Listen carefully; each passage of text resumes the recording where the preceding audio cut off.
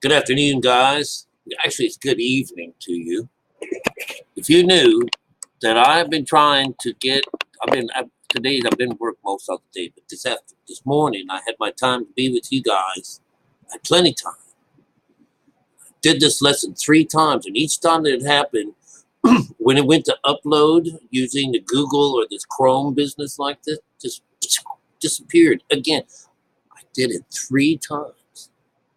And I'm not thinking that maybe it's because it's long. I don't know, the content or something like that. So I'm going to make this short. I'm going to just go right to the job, go into it, and then I'll come back on again and talk about it. All right. So we're going to get 2 videos. I have to find some way around this. So 45 minutes, each one of these things. And as soon as I get ready to upload it, blink, my computer turns, you guys go disappear, and then it says, oh, Chrome shut down wrong or something like that. I didn't tell it to do any of that stuff. So anyways, damn it, I've already wasted a minute. All right, so hang on.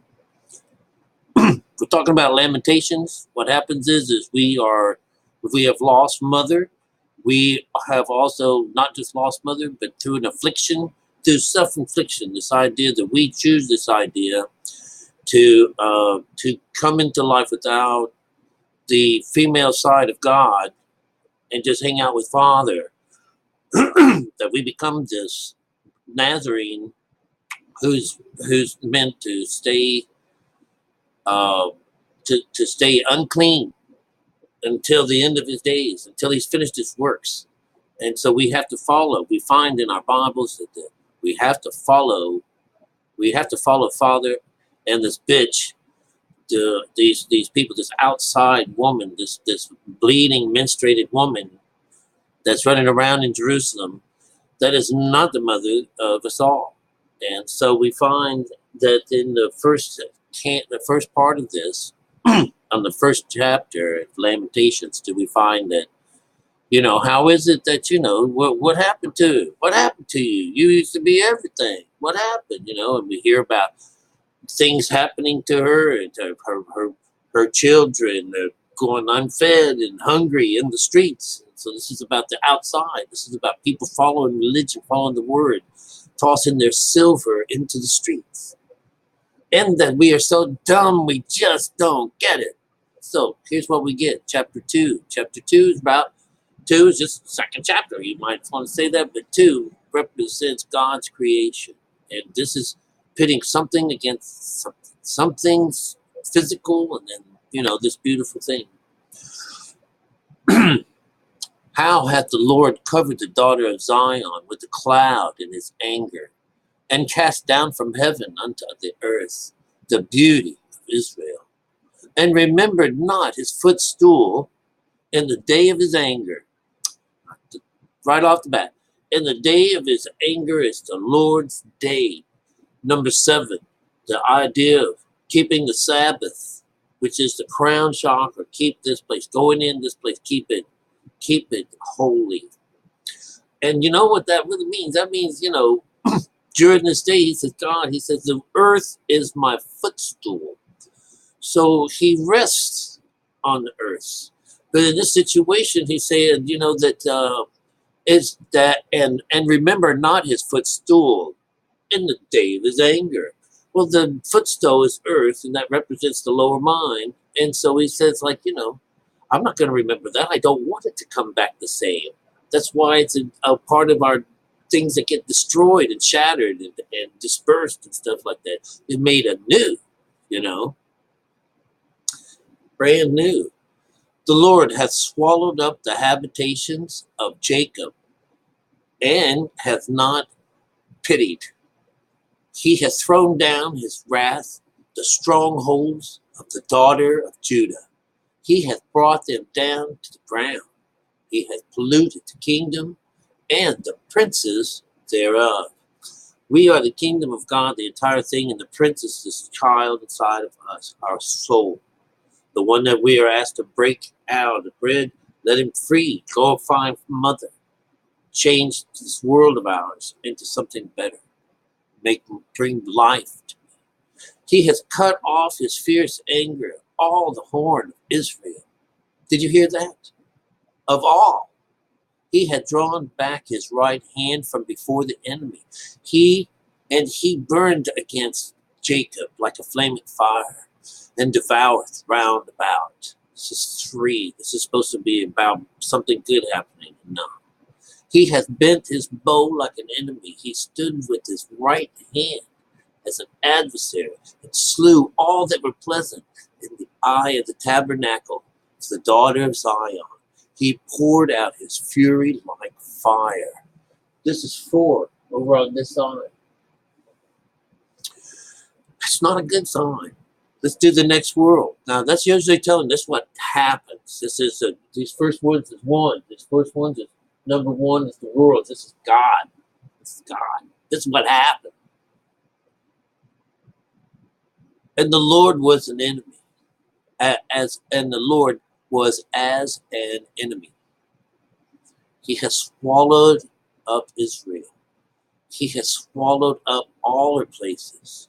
He hath destroyed his strongholds and hath increased in the daughter of Judah mourning. Lamentations. This is that it just viewed the burden that he has delivered us into the hands of our abusers. All right. He doesn't care about it. Do you know why he doesn't care about it? He's off the hook because it's our soul made this thing for us. It says, I will go unclean forever and ever and ever until that day you pull me up. Your soul made this decision. It's all about the soul anyways. But that soul doesn't have a life without you. Your Father. That's why it wants to do what you want. And when you find out, it really wants to go and have fun time and enjoy life. The Lord has cast his altar. He has abhorred his sanctuary. He has given up into the hand of the enemy the walls of her palace, and have made a noise in the house of the Lord as in the day of the solemn feast. So, noise. This particular thing is supposed to be quiet. That's 7, all right? 7. In the halls. This is the outside. This is the physical side of us. It's everything. This is now because we're now focused on the outside. And the Lord had purposed to destroy the wall of the daughter of Zion. He had stretched out a line. He hath not withdrawn his hand from destroying.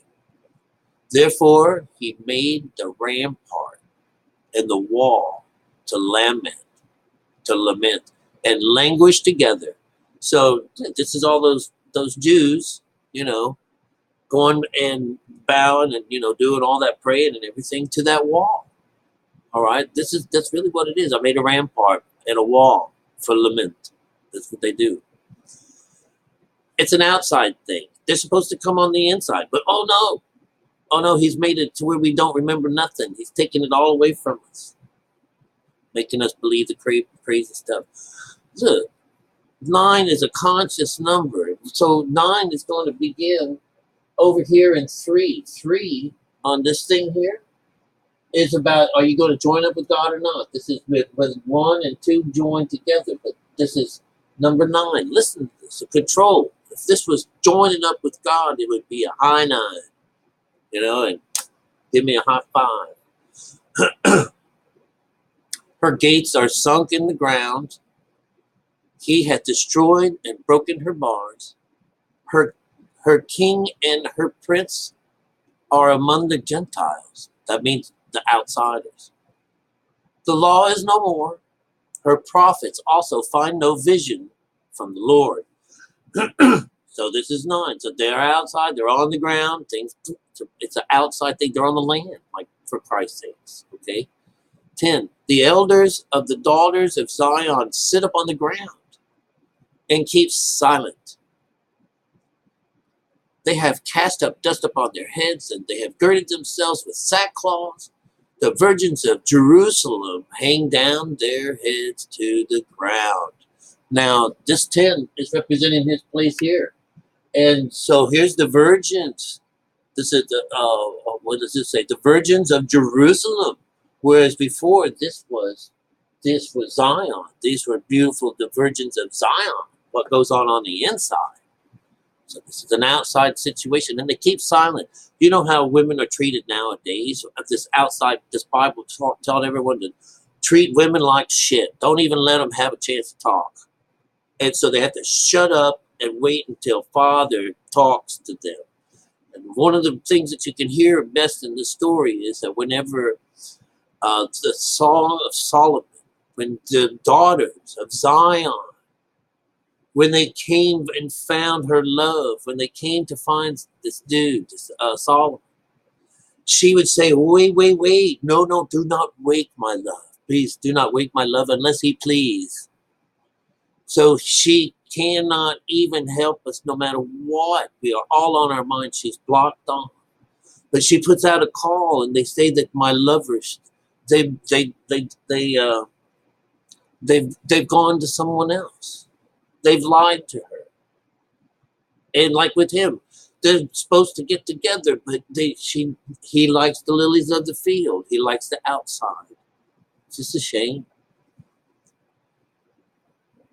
So all of this is talking about connecting up and things like that. The daughters of Zion, the daughters of Jerusalem are all looking down, bowing their head. Even she, the daughter herself, sit up on the ground and keep silent. Mine eyes, that's with two eyes, do fail with tears. My bowels have trouble. My liver is poured upon the earth for the destruction of the daughter of my people. Because the children and the sucklings swoon in the streets of the city. Number 11. This is the outside. This is the nation. It's the city. We've done this before. The human being itself. And the child are out in the street just starving and hungry. Only because of this story, this idea that this woman, this strange woman on the outside, she can't feed you correctly. And you don't get the right food or water. And you're drunk with her anyways. But if you were to go into this deep well and take a drink of that, that takes care of things. But you have to know how to get there. So all of the people in the streets, the ducks, the sucklings, that's the child, everything, they're out in the streets of the city, all places. All right. The last one on that group, they say to their mothers, where is corn and wine? When they swoon as if the wounded in the streets of the city, where their soul was poured out into their mother's bosom. Oh my God, you guys. Where they say to their mothers, where is corn and wine? So you're talking about food and the spirit. Mothers, these little kids are calling for you. Got a whole new world here, starting with 13. It's about 4 is about worlds. Let's see what it takes. That's traveling. All right, it's something about traveling a long time. What thing shall I take to witness for thee? What thing shall I liken to thee, O daughter of Jerusalem? What shall I equal to thee, and I may comfort thee? O virgin daughter of Zion? For thy breach is great like the sea. Who can heal thee? This is wonderful. This is representing the mind. This is the grievous head wound we're talking about. It's wrong. Something's gone. How can you be healed? So this wraps up to other parts. Physician, heal thyself. This is how you would go. You would go up there and bring mother and father together and bring this before God and fix things. Allow this correction to happen. You do this. You're the one who can heal thee. You're going to heal thee. And so let's see what it says. Number 14. The prophets have seen vain and foolish things for thee, for they have not discovered thine iniquity to turn away from captivity, but have seen for thee false burdens and cause for banishment. So this is, You're following the road. You're following the way, the word. You're following the bitch. You're drinking from her cup and stuff like that. And father's got you in his around his neck. This is number 15. Number 15. You add that up, it's a 6. So what do they say here? This is the coolest things. Oh, the up one, the 5, the prophets. 14 is prophets. That should be us. These people, they ain't got no vision anymore. The whole place is gone. The vain and foolish things is this Bible telling them all these things. You got to wait for Jesus to come and save you. You don't have to do nothing. All you got to do is say, God, I believe Jesus died for my sins. And bam, check that out, man. I'm connected to God. Shit. All right. Well, I used to feel that way too. I was in their shoes. No better now. All that pass by clap their hands at thee, and they hiss and they wag and they wag their head at the daughter of Jerusalem, saying, is this the city that men call the perfection of beauty? The joy of the whole earth? This is a 6. Oh my God, this is it. They're kind of making fun of it. All thine enemies had opened their mouths against thee, and they hiss and they gnash their teeth. They say, this is showing you the outside world. This is where the hell is. They hiss and they gnash their teeth. They say, we have swallowed her up. Certainly this is the day that we looked for. We have found, we have seen it. 7. This should have been a Lord's day. The Lord had done that which he had devised. So he devised this. This is an 8. For the number 17, 8 is a control number. It means he put you in this particular spot. You're in there in your hold. You're stuck there until we can fix it. 8 is a control number. So we get this. The Lord had done that which he had devised. He has fulfilled his word that he had commanded in the days of old. He has thrown down. He has not pitied. He has caused thine enemy to rejoice over thee. He hath set up the horn of thine adversaries. This is it. Thank God. Thank you. Thank you. You have someone to thank for your troubles. All right? He's going to pay you back, and it's a beautiful thing. Let's not think about things that are terrible, but we're not getting very much good information from all of this. All right? The heart cried unto the Lord, O wall of the daughter of Zion, let tears run down like a river day and night. Give thyself no rest. Let not the apple of thine eye cease. This is 18, represents a 9, a conscious number, and it is so low conscious, my God. We have to let the tears flow. We're going to let the run down like this night and day. We're not supposed to ever get any rest. These are the things that happen. It says he's supposed to take away your tears, and he will give us rest. So this is what you get playing with the bitch. All right? Let the tears run down. And more than this, don't let the apple of thine eye, don't let it cease. That means that whatever you see, take it. Enjoy it. It's yours. So this is a beautiful little thing where, don't stop wanting.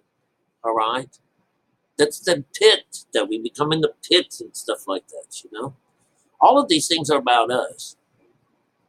And they cried unto the Lord, O wall of the daughter of Zion. She's looked at in the Old Testament as a building that just is going to come down. And that's what they really think in real life. All right? It's a building. It's going to just, it's going to just come down. Again, that's somebody thinking some crazy shit, Their prophets, and they're talking about their prophets. I talk to their prophets all the time. I make fun of them. Arise, cry out in the night, in the beginning of the watches. Pour out thy heart like water before the face of the Lord. Lift up the hands towards him for the life of the young children, the faint for hunger, in the top of every street. They're talking about our soul. They're talking about our soul. We're talking about 19. This is right here, our body. He's asking us, he's hey, hello, cry out in the night. That's that idea of the child's voice in the wilderness. And it's just raising all the hairs on my arms. I love this.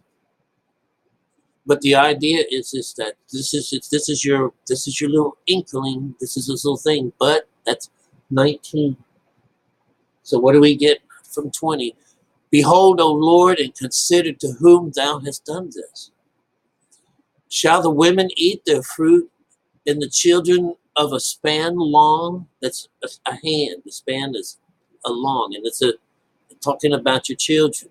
We're consuming ourselves. They're not coming out and calling us Moloch or anything like that, but yeah, eating. This is about should you feed on this, children? The young and the old lie on the ground in the streets. My virgins and my young men are fallen by the sword. Thou hast slain them in the day of thine anger. Thou hast killed and not pitied. Now listen, they've said this like 3 times in this story.